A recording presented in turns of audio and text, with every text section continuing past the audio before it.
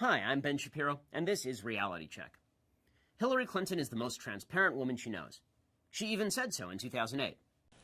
I think I'm probably the most transparent person in public life. I think, 60 books?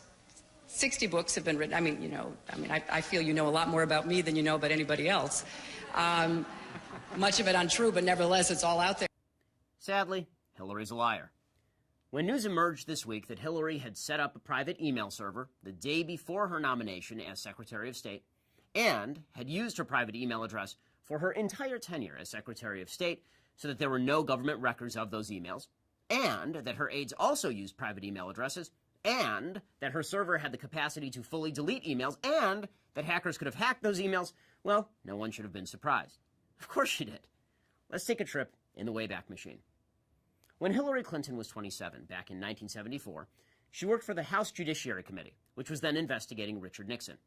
According to her boss, a Democrat named Jerry Zeifman, Hillary met with Teddy Kennedy's chief political strategist, which was a violation of House rules.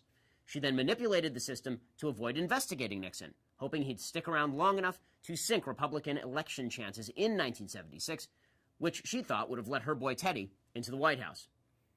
According to the guy who shared office space with Hillary, his name was John Labovitz, Hillary gave, quote, erroneous legal opinions and tried to deny Nixon representation by counsel. Zeifman said Hillary wrote a fraudulent legal brief and confiscated public documents. Zeifman fired her. He wouldn't even give her a letter of rec. Zeifman later wrote a book stating that, quote, Hillary Clinton is ethically unfit to be either a senator or president. Now fast forward 20 years. Hillary's the first lady. There's a big search going on for a memo written by a former presidential aide regarding the firing of members of the White House Travel Office. There's a little thing called Travelgate. Well, this memo goes missing for 2 years.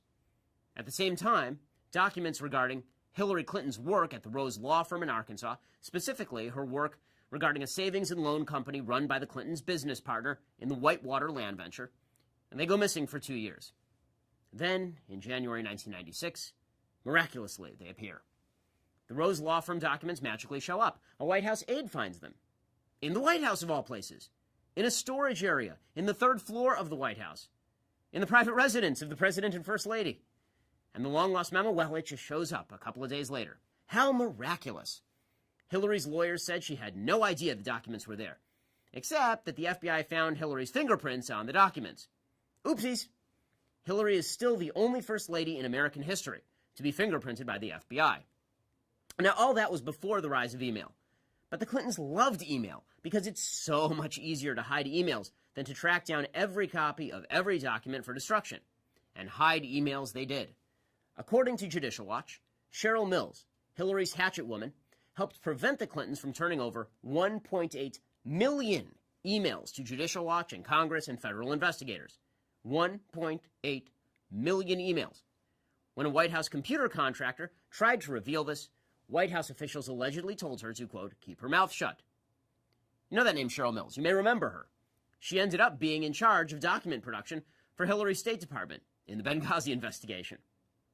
When she was Secretary of State, over and over again, document requests to the State Department were rejected because they didn't have the documents.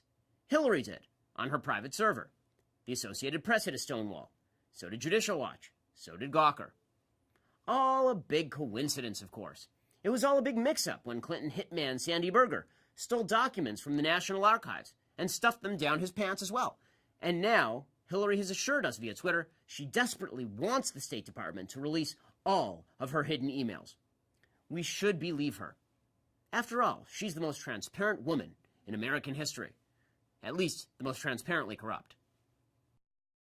Please subscribe to our YouTube channel or click here to give a quick donation.